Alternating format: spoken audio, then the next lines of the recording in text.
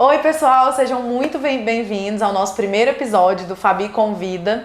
Hoje eu trouxe um especialista, um ginecologista, obstetra, ele chama Dr. Thiago, e é o nosso primeiro quadro, então sejam muito bem-vindos. A gente vai estar aqui falando sobre parto, tirando todas as dúvidas que as mães possuem em relação a esse momento, então espero que vocês gostem. Então, Thiago, vamos contar um pouco pra gente sobre a sua especialidade, conta um pouquinho pra gente onde você se formou. Bom dia, obrigado pelo convite, Fabiana. Muito importante a gente estar aqui falando sobre parto, sobre gestação, para tirar muitas dúvidas que muitas pacientes têm. Então, eu sou ginecologista e obstetra pela Universidade Federal do Triângulo Mineiro. Atuo em ginecologia e obstetrícia desde 2016 aqui em Goiânia. Sou professor da Universidade de Rio Verde desde 2016 e mestrando em saúde coletiva. E atuo em obstetrícia de alto risco no Hospital Materno Infantil desde 2016 também. Entendi. Então vamos começar agora. Então, Dr. Thiago, a gente tem muita dúvida, por exemplo, em relação ao início da gravidez. Eu pensei hoje, eu quero ficar grávida. O que a gente faz no começo? O que é importante a gente fazer? Se você decidir ficar grávida. Então, primeiramente, o importante é a gente saber que a gestação ela muda muito o organismo da mulher. Então, sabendo-se disso, é o ideal uma preparação prévia para esse momento de gestação, que inclui uma vida saudável, realização de exames laboratoriais prévios para essa avaliação geral de saúde, rastreamento de infecções sexualmente transmissíveis, exames de rotina da mulher, a citologia para rastreamento de câncer de colo de útero. Então, se pensando numa gestação planejada, que é o ideal, primeira coisa, a mulher se programar o seu organismo para isso. Uma vida saudável, os exames laboratoriais prévios. Aí sim, sabendo-se que a gestação modifica muito o organismo, traz riscos de complicações para a mulher, quando se tem uma programação prévia, a gente consegue minimizar esses riscos. E no caso de mulheres que não planejaram, ela já descobriu a gestação, já está talvez mais avançada, o que ela precisa fazer nesse momento que ela já descobriu? Essa é a grande realidade que nós temos no nosso país da saúde. A grande maioria das mulheres, mais de 80%, 90% das mulheres, descobrem a gestação já sem um planejamento prévio, né? Tendo em vista essa nossa realidade, o ideal é que se inicie o pré-natal o quanto antes, né? Quanto mais precoce for essa avaliação, os exames, avaliação de saúde, melhor vai ser o prognóstico dessa gestação, tá? Mas, infelizmente, a gente sabe que tem muitas mulheres que descobrem na segunda metade e algumas que, às vezes, até chegam na maternidade para o parto sem consulta nenhuma pré-natal, sem avaliação, o que corre um grande risco de complicações na gestação. Vamos falar um pouco agora sobre o pré-natal. Eu queria saber a importância do pré-natal, queria saber também qual que é a importância para a mulher em relação ao pré-natal, mas também para o bebê em relação ao pré-natal. Qual é a importância e também o que é o pré-natal, na verdade, que a gente ainda não falou, né, sobre isso. Bom, então assim, o pré-natal é todo o acompanhamento que a gestante ela vai fazer ao longo da sua gravidez. As consultas, orientações, os exames. Mas o pré-natal, ele envolve uma série de fatores, né? Não é simplesmente fazer consulta, fazer exames, examinar e pronto. Uma das partes mais importantes do pré-natal, que eu falo isso muito nas minhas aulas para os meus alunos, não é só a parte técnica da gestação, né? Fazer os exames e examinar a paciente. É fundamental, como a gestação traz uma série de mudanças no organismo da mulher, biológicas e principalmente mudanças emocionais, né? A gestação envolve um preparo psicológico, se essa gestação foi planejada, se tem o apoio familiar, o apoio do marido, do parceiro. Então, é muito importante no pré-natal essa fase de orientações. Orientar como que está sendo a modificação do organismo da gestante, o que são sintomas comuns, o que pode ser sinais de alarme para essa gestação. Então, um pré-natal ele visa muito mais orientações para a paciente, né? Deixar ela atento a tudo que está acontecendo ali no seu organismo, o desenvolvimento dessa criança, além da parte técnica também, de exames, laboratório, ultrassonografia, todo esse acompanhamento é muito importante. Preparar para a amamentação na fase final, orientações. Então, o pré-natal ele visa muito mais essa conversa com a paciente, essa boa relação para orientar e explicar tudo para a gestante. Entendi. E tem alguma coisa no pré-natal que é indispensável, algum exame, o que é indispensável durante o pré-natal? Assim, as orientações são indispensáveis, né, acho que é uma das partes mais importantes, e além disso, o rastreamento de doenças como diabetes gestacional, as modificações hormonais da gravidez podem induzir essa patologia, a própria fisiologia da gestação pode levar a alterações de pressão arterial da gestante. Então, em consultas rotineiras, a gente consegue identificar essas alterações pressóricas. O crescimento, o desenvolvimento do feto, ele pode ser afetado por algum motivo, caso o paciente tenha algum fator de risco, às vezes até mesmo sem fator de risco previamente detectado, a gente pode ter alterações de crescimento do feto. Então, tudo isso ele só consegue ser detectado no acompanhamento gestacional. Infecções sexualmente transmissíveis que podem às vezes ser assintomáticas inicialmente, vão ser os exames que vão detectar. Então, uma má adesão ao pré-natal, não realizar o pré-natal, a gente perde a oportunidade de diagnosticar várias dessas patologias e principalmente perde a oportunidade de orientação para as gestantes. Em relação ao bebê, o pré-natal em relação ao bebê só, exclusivo? Essas patologias que eu comentei, todas elas vão ter repercussão fetal. Né? Quando a gente fala das patologias e complicações obstétricas, praticamente a maioria tem relação tanto com comprometimento materno quanto fetal. Algumas patologias isoladas, às vezes pode acometer só o feto e às vezes não trazer consequências para a mãe, mas no geral, essas patologias que a gente comentou, diabetes, hipertensão, infecções sexualmente transmissíveis, vão trazer consequências para o feto. Risco de prematuridade, risco de hipóxia fetal intraútero, várias complicações que podem trazer o não diagnóstico dessas patologias. Gente, para quem não sabe, o Dr. Thiago foi o meu médico, ele fez todo o meu pré-natal, todo o meu acompanhamento pré-natal, também fez o meu parto, inclusive em conjunto com meu pai, mas isso é outra história que eu vou contar depois. E o meu parto, inclusive, eu considero o meu parto extremamente humanizado, porque teve participação de pessoas muito importantes para mim. E foi assim, eu queria falar um pouco sobre essa questão agora do preconceito também que as pessoas têm em relação à cesárea, que foi a minha via de parto que eu escolhi. E eu queria falar um pouquinho sobre essa questão, sobre o que é o parto humanizado. Vamos lá, doutor Thiago. Bom, primeiramente, então, questão de humanização na gestação, humanização do parto, tem múltiplos conceitos, certo? A humanização, ela significa a gente respeitar as vontades da paciente, né? Uma relação médico-paciente adequada. A humanização, ela começa já desde o pré-natal. Um pré-natal que ele escuta a paciente, que ele orienta bem, tira todas as dúvidas, tem esse bom relacionamento, isso a gente já está falando em humanização, tá? Esse termo humanização, inclusive eu tenho uma aula minha que eu faço com meus alunos de assistência humanizada, eu começo sempre lembrando eles de onde que surgiu esse termo de humanização. Há um tempo atrás, a obstetrícia ela estava assim, a condução muito técnica, não individualizando as pacientes, estava ficando uma coisa muito mecânica a condução do parto.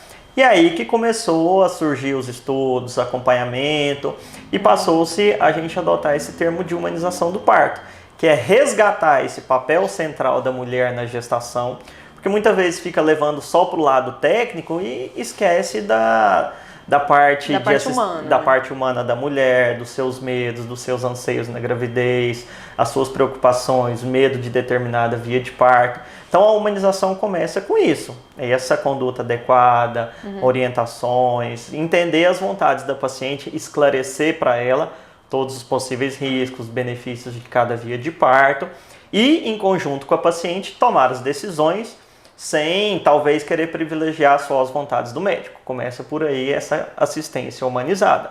E aí, com isso, assistência humanizada independente da via de parto. Pode ser um parto normal, que seria assim, depois a gente deve comentar sobre os seus benefícios, né? A gente ter uma assistência adequada, um acompanhamento profissional de perto. Parto normal, ele traz muito medo, muitas inseguranças para pacientes. Parto normal ele é mais demorado, ele leva um tempo maior para acontecer. Então, para isso, a gente precisa de profissionais capacitados para entender esse momento que a mulher está passando. Saber orientar, saber explicar, além de tecnicamente conduzir bem esse parto. Né? Entendi. E qual que seria a melhor via de parto? Porque tem isso, né? Qual que é a melhor via de parto? É fazer o parto normal ou é fazer o parto cesárea? Quando a gente fala de via de parto biologicamente falando, né, questão técnica de risco, de complicações, o parto normal, ele é sempre o mais indicado. O parto normal ele traz uma recuperação mais rápida para a mulher, tem menor risco de complicações como hemorragia, infecção do pós-parto. O parto normal ele traz uma transição respiratória adequada para o recém-nascido, porque na vida intraútero o feto ele não respira pelos pulmões, os pulmões estão cheios de líquido. Então, durante a fase do trabalho de parto, à medida que ele vai passando pelo canal de parto, ele vai eliminando esses líquidos pulmonares e ele já nasce mais preparado para essa transição respiratória, o que não acontece na cesariana, né? O próprio contato ali com bactérias do canal de parto, isso fortalece o sistema imunológico para o recém-nascido. Então, o parto normal, biologicamente falando, ele traz inúmeros benefícios comparado com a cesariana. Certo. Então, via de regra, o recomendado é sempre o parto normal. E aí a gente entra na questão da humanização. Humanização a gente deve respeitar a vontade da paciente. Então, a gente deve orientar quais são a melhor via, os riscos, risco de complicações do pós-parto, os benefícios para o bebê e, em conjunto com a paciente, adotar a via de parto que seja escolhida. E não a gente ficar com tanto radicalismo, nem querer só o parto normal, tentar forçar a paciente e às vezes descriminalizar a paciente por querer uma cesariana. Então a humanização ela vem muito disso. Eu falo por mim, porque assim, no meu caso, eu sentia muito medo mesmo. Eu acho que eu não estava muito preparada emocionalmente para o parto. Então eu senti muito medo em relação ao parto normal. E aí, quando eu escolhi a via de parto de cesárea, eu tive assim, as pessoas têm um preconceito muito grande quando você tem todos os fatores digamos assim, favoráveis para se fazer um parto normal, mas às vezes você não quer um parto normal, ou às vezes você é uma pessoa segura, mas não quer fazer o parto normal, né? Eu tenho amigas, inclusive, que falam assim, que preferem fazer a cesárea porque quer estar bonita, né? Eu quero estar bonita quando o pessoal chegar para visitar meu filho e tal, vou fazer o parto cesárea. Então, assim, eu queria entender um pouco sobre a cesárea, quando a pessoa tem todos os fatores para fazer um normal. Mas seria um problema ela escolher o parto cesárea? Assim, tirando essa questão que nós comentamos, né, de qual seria o mais indicado, qual tem mais benefícios, mas é aquilo que eu comentei. O paciente, quando ela está orientada, explicou quais são os riscos, os benefícios, a melhor via de parto, mas mesmo assim ela optou por uma cesariana, a humanização ela começa aí, respeitar a vontade. E a partir daí a gente começar a trabalhar com essa via de parto que foi escolhida, né? Se preparar para isso, orientar riscos que podem acontecer na cesariana, porque a cesariana tem uma chance maior de complicações comparado ao parto normal, né? Então é orientar isso para a paciente, os possíveis riscos que ela está ciente de acontecer no pós-parto, hemorragia, infecção na cicatriz cirúrgica, mas uma vez tomada a decisão, o médico participar em conjunto com a paciente. A humanização, ela tá aí, em saber respeitar a paciente e apoiar as suas escolhas. E ter os cuidados também, né? A pessoa também não pode fazer uma cesárea, porque também é uma cirurgia incisiva, e chegar em casa e tratar a cesárea como, tá tudo bem, como um parto normal. Sim, né? Ela tem que ter os cuidados também. maior no pós-parto, né? Risco de infecção, então exige todo um cuidado que necessita mais do que comparado com o parto normal, que ele é naturalmente mais fisiológico. E aí, gente, vocês estão gostando do quadro de entrevistas? Então, antes da minha próxima pergunta, se inscreve aqui no canal, dá o joinha, deixa aqui nos comentários as perguntas que vocês querem fazer, que nos próximos vídeos a gente vai estar respondendo todas elas. Então vamos para a próxima pergunta, para a gente poder saber o que gera o parto prematuro, o que pode gerar o parto prematuro. Bom, a gente tem o parto prematuro que ele pode acontecer espontaneamente e a prematuridade causada por alguma patologia materna que às vezes nos leva a ter que interromper precocemente essa gestação, tá? Em se falando em trabalho de parto prematuro espontâneo, um dos principais fatores associado ao parto prematuro é histórico de infecção para essa paciente, tá? Uma infecção urinária, uma infecção genital pode desencadear um trabalho de parto prematuro.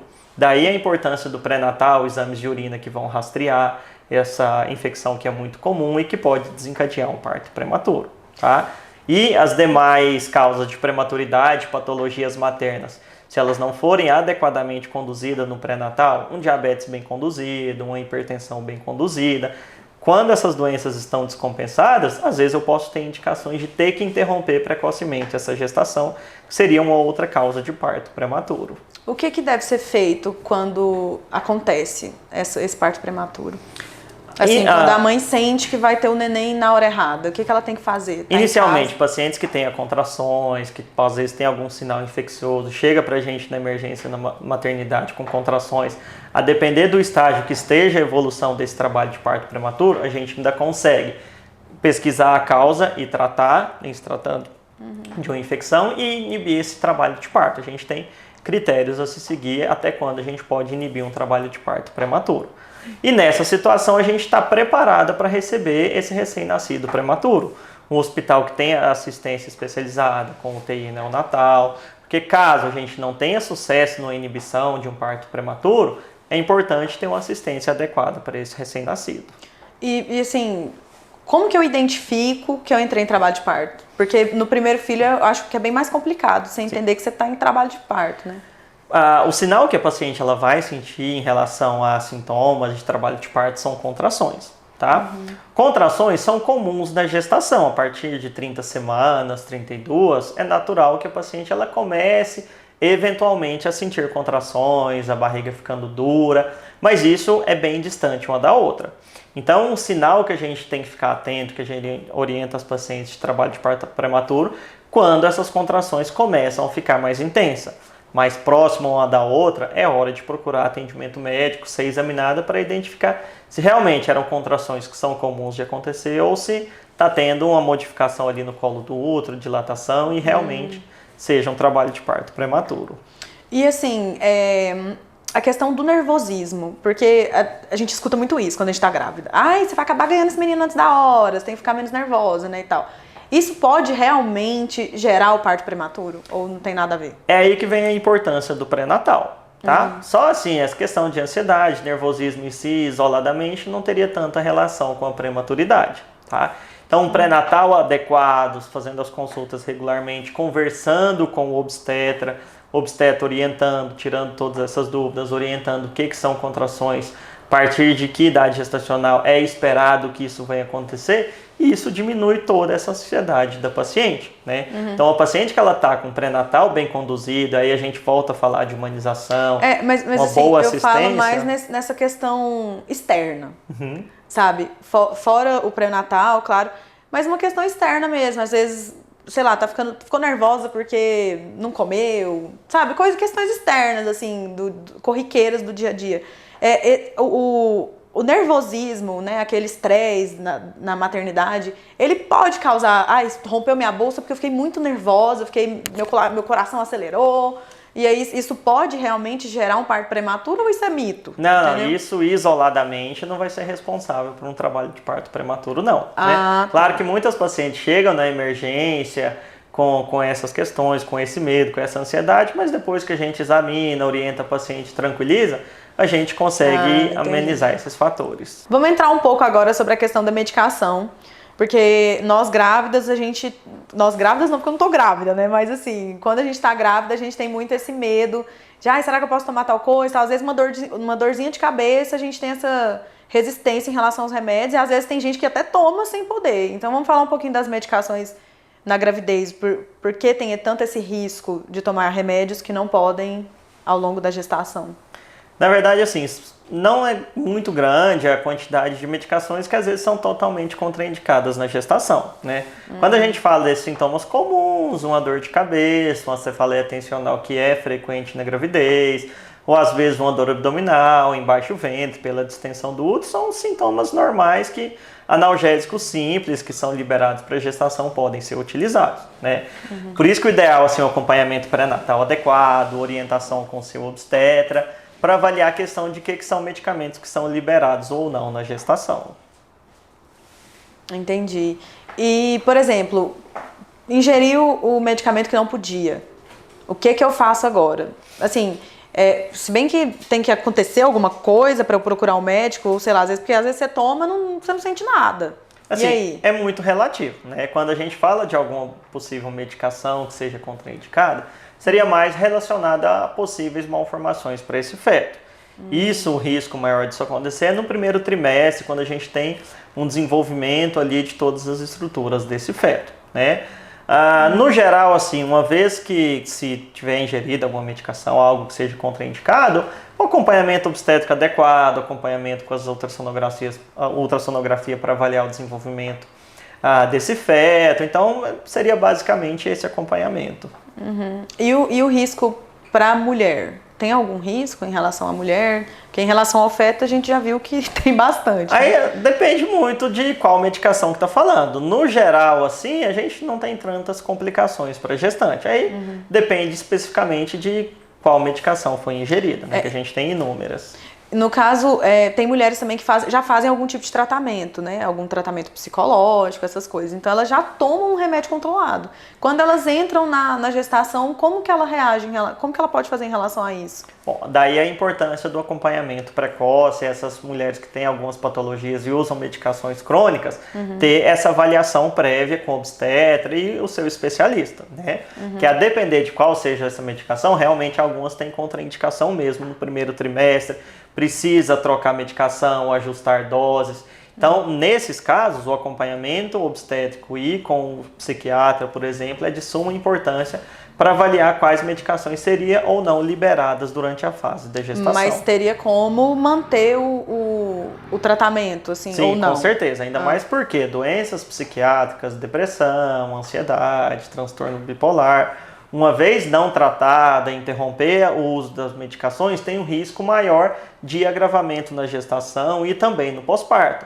Então, essas pacientes precisam estar cientes da necessidade de manter o tratamento e avaliar com seu médico quais teriam ou não contraindicações e quais seriam as melhores opções. Vamos falar agora de atividade física. É importante em que momento? Antes, durante, depois? Então, atividade física é importantíssimo para a gestação, tá? Aí a gente tem que avaliar como que estava o preparo físico dessa gestante, né? Se a gente está falando de uma mulher que era sedentária, não tinha esse hábito de atividade física, ela engravida, claro que a gente tem que começar com atividades mais leves. Uma caminhada, é muito recomendado exercício na água para gestante, hidroginástica, uma natação. Para aquelas mulheres que já tinham o hábito de prática de atividade física, já têm um preparo melhor, o que a gente orienta é manter os exercícios e reduzir a intensidade. Por exemplo, às vezes reduzir a carga dos aparelhos da academia, reduzir um pouco atividades que têm um impacto muito grande na gestação, um impacto físico, né? Mas o ideal, sim, durante a gestação, no pós-parto... Que tipo de impacto que você quer dizer? Por exemplo, academia, exercício muito pesado, atualmente muitas mulheres fazem crossfit, que às vezes são exercícios mais intensos. Então, isso deve ser amenizado durante a gestação, mas para evitar, por exemplo, o risco de um parto prematuro. É porque a gente vê tanto vídeo de mulheres assim que já malhavam, claro, mas elas estão na gestação, elas continuam pegando peso. Tem que diminuir, né? Eu quero saber em relação. Aí isso vai muito do preparo físico prévio dessa gestante, né? De quanto ela era acostumada de carga, etc. A gente recomenda reduzir um pouco, tá? Mas se ela já tem um preparo físico adequado, está bem adaptada para isso, no geral a gente mantém com essa restrição leve. E no resguardo? Terminou, né? Teve o neném. O resguardo dura 40 dias, né? Aí, por exemplo, ela pode voltar a malhar no resguardo ou se espera mesmo os 40 dias? A vantagem do parto normal é isso, né? Um parto normal, a recuperação dele é mais rápida, então assim, a mulher ali logo no pós-parto, na primeira semana, ela já está apta à prática de uma atividade física. Que a recuperação do seu organismo, por ter sido um parto que é natural, ela é muito mais rápida. Agora, quando a gente fala de cesariana, que é um parto cirúrgico, requer os cuidados de recuperação de um pós-operatório. Aí essa sim teria uma restrição de um tempo maior, pelo menos uns 30 a 40 dias, para poder pensar novamente em retorno à atividade física. Entendi. Pela recuperação da cirurgia. Então, quando a gente fala em resguardo, a gente fala muito mais para quem fez a cesárea do que para o parto normal, o resguardo, digamos assim. Isso, seria mais a recuperação cirúrgica, né? Porque assim, esse termo popular de resguardo, que é o período que a gente chama de puerpério, né? O organismo dela começa a voltar à parte fisiológica do que era antes da gestação. A gente tem o período da loqueação, que é o sangramento do pós-parto. Então esse é o período do puerpério, popularmente conhecido como resguardo. Mesmo as mulheres que tiveram parto normal, elas sangram bastante? Sim, o período de sangramento pós-parto vai em média de 20 a 30 dias, que é o considerado normal. Entendi. Em relação também à amamentação, atividade física, quando você já teve, né, teve neném e tal, e voltou para atividade física, isso pode mudar um pouco a amamentação ou não? Né, o leite e tal? A composição não, tá? Mas como a amamentação ela está muito relacionada com o bem-estar da mulher, o estímulo da amamentação ele é um estímulo neuroendócrino. Então a atividade física ele traz esses benefícios para a mulher. Então com certeza a prática de atividade física vai contribuir também para a sua amamentação. E questão assim de produção de leite aumenta com a atividade física ou não tem nada a ver? Não diretamente, mas seria mais uma questão indireta. Uma mulher que ela faz uma atividade física, que ela tem um bem-estar melhor, ela está cuidando mais da sua saúde, naturalmente a sua fisiologia da produção do leite, ela também vai se beneficiar dessa atividade física. Quando a gente entra em mulheres que já estão mais velhas mesmo, né, e resolvem ter filhos mais velhos, porque também pode ser uma opção, ou às vezes deixou, né, para mais para frente e tal. Foi, né, que isso acontece bastante em relação às mulheres que estão com carreira, né? Elas têm a carreira delas, então elas primeiro escolhem a carreira para depois pensar numa gestação. Vamos falar um pouco sobre a idade ideal para gestar, né, para ficar grávida. Bom, infelizmente a mulher ela tem um limite biológico do seu organismo quando a gente fala de fertilidade, tá? Tanto a questão da fertilidade, tanto também os riscos de complicações a depender da idade. Então, o recomendado para a gestação, né, a gestação mais saudável, mais fisiológica, seria até os 35 anos de idade, tá? Mas claro que muitas vezes mulheres, questão da carreira, do lado profissional, acaba adiando um pouco a maternidade. Aí que é mais importante o acompanhamento pré-natal adequado, mais rigoroso, porque a partir dessa idade a gente começa a aumentar o risco de complicações. Risco de malformações cromossômicas, risco de desenvolvimento de patologias parto prematuro, diabetes, hipertensão. Então, a partir dessa idade, a gente tem que ter uma atenção a mais ainda para essa gestante. Está se falando muito, né, sobre a fertilização. Eu, por exemplo, tenho 30 anos e eu penso em engravidar daqui uns 5 anos, vamos supor. Mas a gente sabe que essa questão da idade realmente pode ser um problema, né? E aí, por exemplo, se eu fizer a escolha de congelar meus óvulos de 30 anos para usar os 35, como que funciona esse processo? Como é que é? Bom, essa então é a questão que eu tinha comentado do limite biológico da mulher, né? A mulher ela nasce com a quantidade fixa de folículos para ela estar ovulando a cada mês e essa quantidade naturalmente ela vai acabando, né? Até que chega o momento que a mulher ela entra no climatério quando acabou a sua vida reprodutiva. Então a fertilidade dos 30 anos está muito melhor do que com 35. Então essa opção é uma opção viável para mulheres que querem seguir carreira, quer adiar a maternidade, para depois lá na frente não ter dificuldade, essa dificuldade natural do seu limite biológico, do envelhecimento dos óvulos, a diminuição da quantidade principalmente, com o avançar da idade.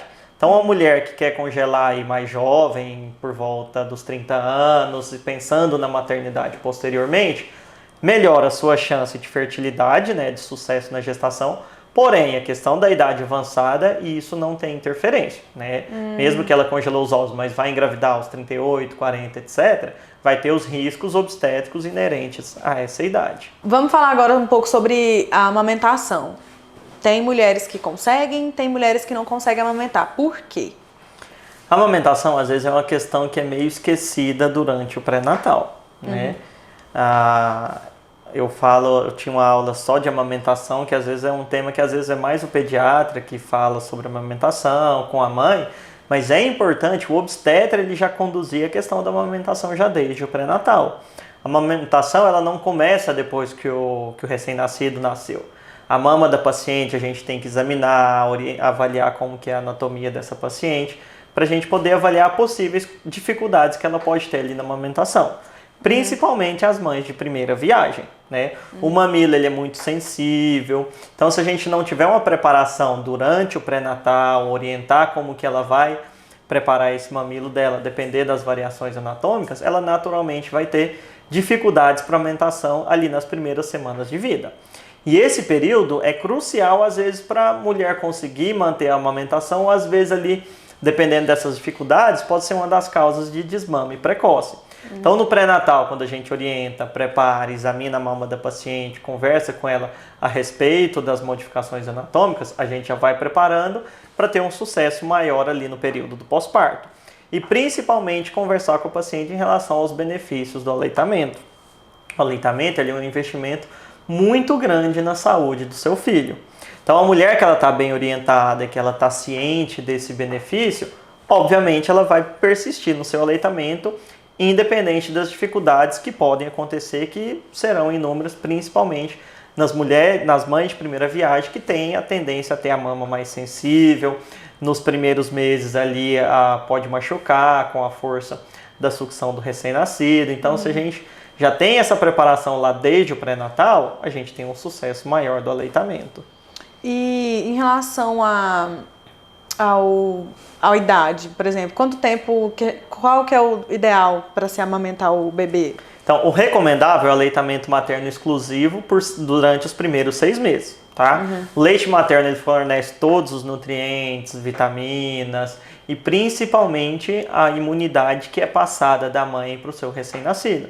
Inclusive, já tem até estudos mostrando atualmente que mulheres vacinadas, que já tinham imunidade para a Covid, essa imunidade tem até sido passada para os seus recém-nascidos, que é algo que a gente já tem conhecimento, né, dessa imunidade protegendo contra outras patologias na infância, né, infecções respiratórias, outros tipos de infecções, diminui a incidência em mulheres que amamentaram.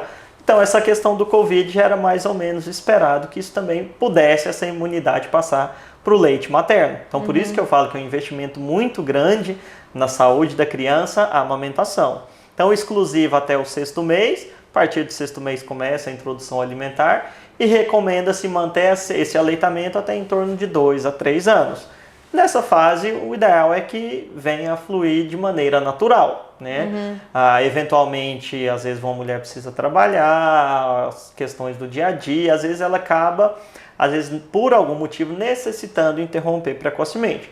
Mas o ideal é deixar fluir de forma natural. Silicone.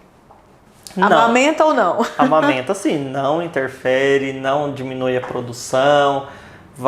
O ideal é manter a amamentação sim. E a mastopexia? Quando a mulher faz a mastopexia com prótese, consegue amamentar? Consegue também. Ela pode eventualmente, às vezes, ter alguma dificuldade nas fases iniciais, mas também tem a possibilidade sim de amamentação. Você já teve casos assim com mastopexia que conseguiu amamentar? Sim, pacientes que amamentaram, casos de pacientes que tiveram dificuldades.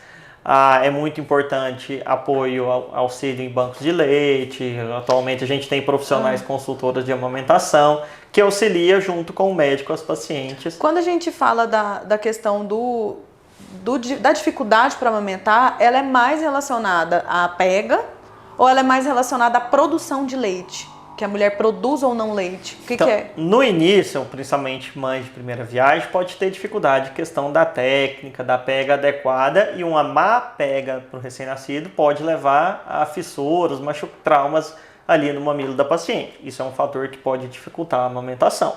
E também eu acho que principalmente a questão emocional dessa paciente. No pós-parto, a gente tem alterações hormonais que podem levar a um blues puerperal, que seria um estado leve de depressão para essas puérperas, então essa questão influencia também no aleitamento. Passada essa fase, uma mulher bem orientada, às vezes é necessário acompanhamento com psicólogo perinatal para abordar esses medos, esses anseios dessa puérpera, para auxiliar na sua produção de leite. E quando ela resolve parar a amamentação, o que eu preciso fazer? Porque às vezes ela acontece de forma natural, né, que é quando a gente escolhe, por exemplo, vai diminuir a mamada, enfim. Mas tem aquele momento também que, eu não quero mais amamentar. O que você sugere nesse momento? Assim, se realmente, mesmo depois de orientações, se for opção mesmo da paciente... Após os 6 meses? Seja por motivo de trabalho ou qual motivo que seja, se ela quer realmente interromper essa gestação, o ideal... Essa amamentação? Perdão, a amamentação, né?